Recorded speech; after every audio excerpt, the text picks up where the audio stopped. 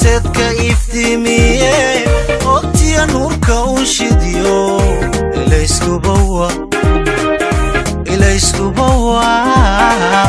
ilayskuba waa nuurka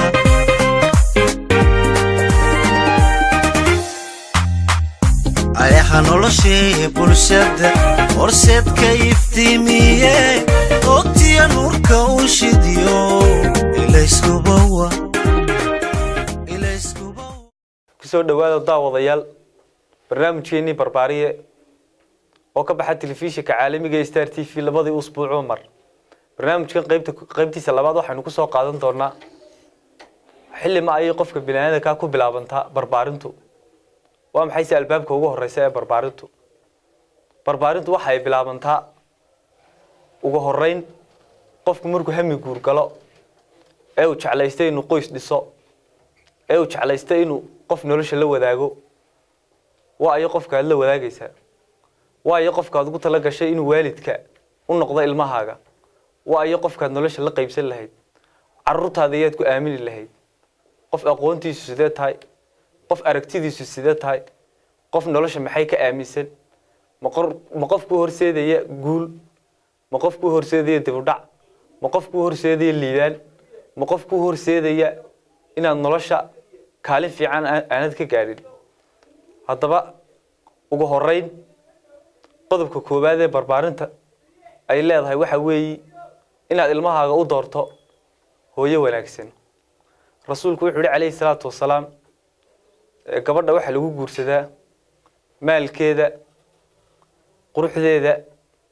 iyo nasabkeeda iyo diinteeda ee dooro gabadha diinta leh waayo gabadha diinta leh waa ta ku anfacaysa waa ta noloshaada iftiiminaysa waa ta adduunyadaada iyo aakhiradaada meel wanaagsan ku gaarsiinaysa Soomaaliduna waxay tiraahdaa ilmahaagu maalin buu hiilkaaga baahan yahay waa maalintaad hooyo wanaagsan u doorayso waa maalintaad qeyrkii iyo asaagii cidii aad hooyada uga dhigi lahayd aad ka fikirayso waa ayaanta aad ka baaraandegayso waa ay qofka nolosha la wadaagi lahayd waa ay qofka noloshaada iftiimin lahaa waa ay carruurtaada qofkii u horseedi lahaa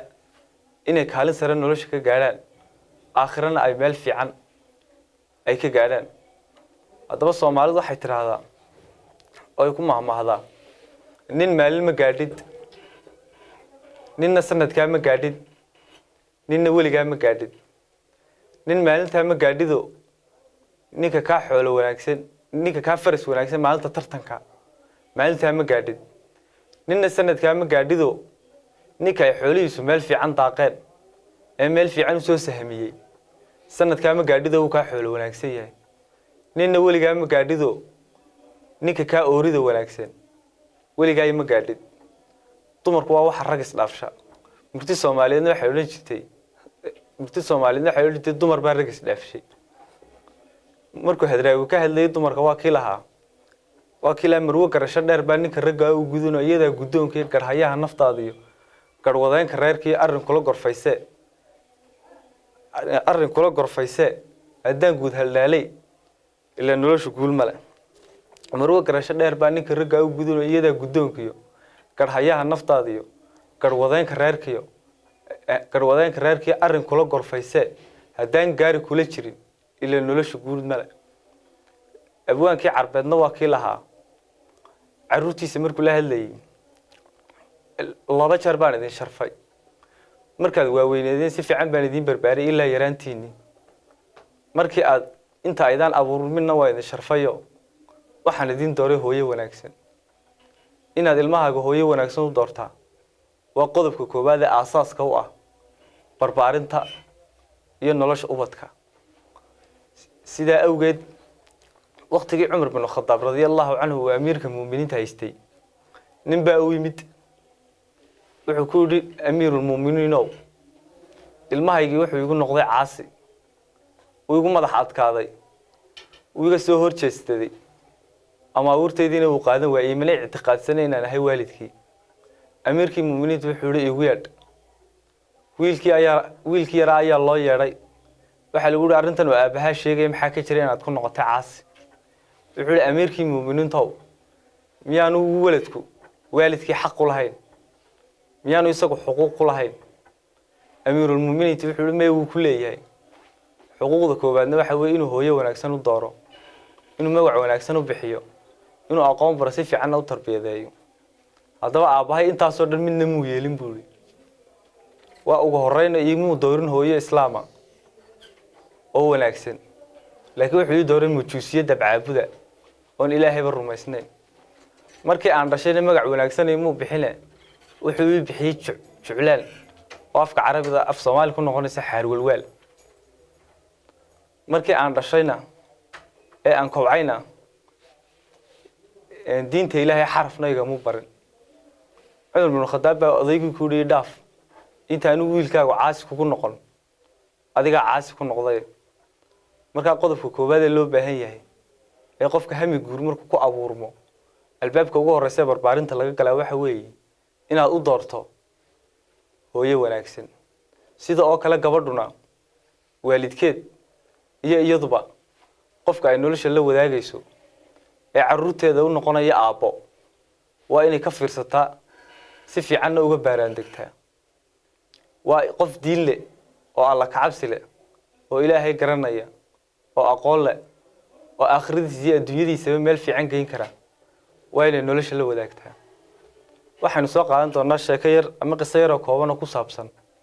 waa ay gabadhu ninka ay nolosha la wadaagi lahayd ama sawaajkeeda xalaashahay qof sideeyo ayuu noqonaya waqtiyada kamid ah arday ayaa isagoo aad u gaajaysan wuxuu soo maray beerta waxa ka baxday khudaar kala duwan wuxuu jeclaystay xabad inuu ka goosto xabad tufaax ka soo xabad rumaan ka soo goostay markuu xabad rumaan ka soo goostay buu cunay laakiin aqalkii markuu tagay aad buu u warwaray aad buu u murugooday iimaankiisu wuxuu siin waayay alla ka cabsigiisu xabada tufaax ee xaaraanta inuu ku seexdo kadib wiilkii yar ayaa soo noqday meeshii uu ka goostay tufaax ayuu yimid odaygii buu ku yiri meesha lahaa